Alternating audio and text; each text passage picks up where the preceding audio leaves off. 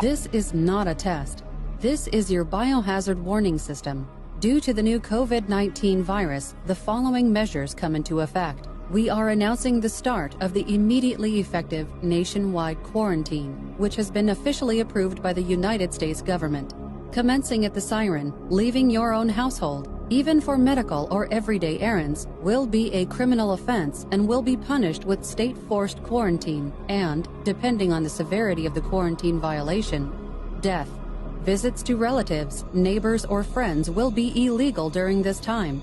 No one has been granted immunity from the quarantine. No citizen or group will be exempt. All emergency services will be suspended until further notice and cannot be reached. Every household will receive a monthly data volume of 400 megabytes in order to keep the network load under control. There is currently no time limit for these measures. We hope for yourself and your family to be prepared for the worst. Blessed be our new founding fathers and America, a nation reborn. May God be with you all.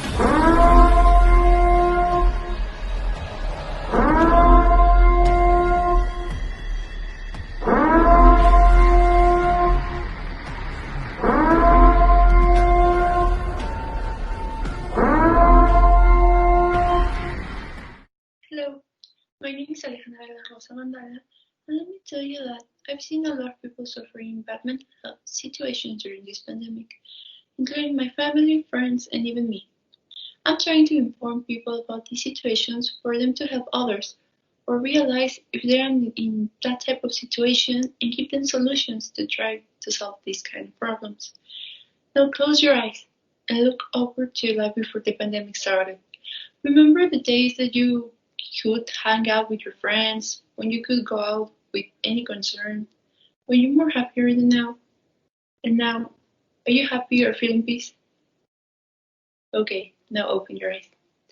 All of these are topics to be concerned about, and it's painfully and slowly possessing a lot of people, more than the virus itself.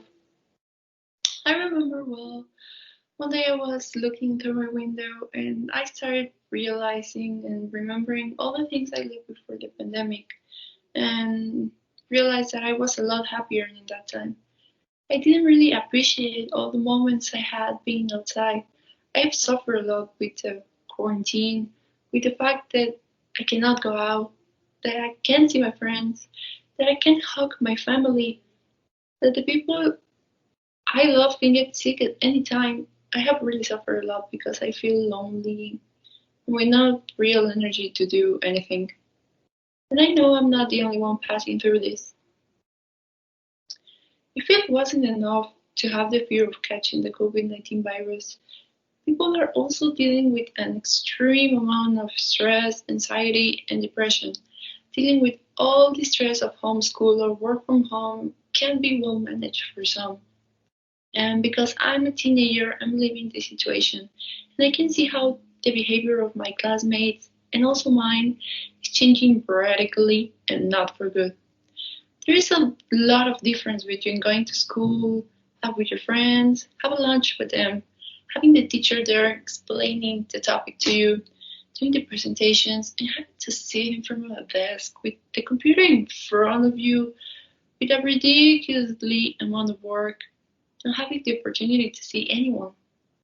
I was on my social media one day and I found this comment of a guy that made me realize a lot more people are feeling really down because of homeschool and all the work.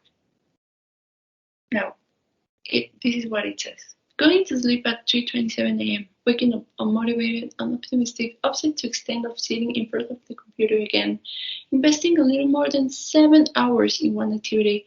It leads me to the reflection after a shower and already resting from 2 days of arduous and exhaustive work. I share the following. At dawn, while others slept, the world of a young university student kept turning without giving himself a space to rest and continue with his now enslaved work as a student. Working under a lot of stress and fatigue, I managed to realize that when I attended face-to-face education, the workload was by no means so much less heavier. The teachers adapted their subject plans so that their students can finish the semester in a timely manner, but unfortunately, we have been assigned 100 activities to develop with a deadline, date, and time. We're not lazy, just we're discontent. But as a result of this unsuccessful approach adopted a month ago, my routine has changed by turning 180 degrees, where I barely had time to feed myself and then look back at the computer and keyboard. Let's be honest, this technique does not work at any education level. And there will be those who have another position. Just remember that there is free of expression. Because neither teachers nor students are prepared to change overnight from face to face to virtual education. There are races that do not work at distance since your field is practical and most importantly, not everyone has access to a computer or the internet. Anyway, tomorrow will be another day. In a KFF tracking poll conducted in mid-July, 53% of the adults in the United States reported that their mental health has been negatively impacted due to worry and stress over the virus. This is significantly higher than the 32% reported in March, the first time the question was included.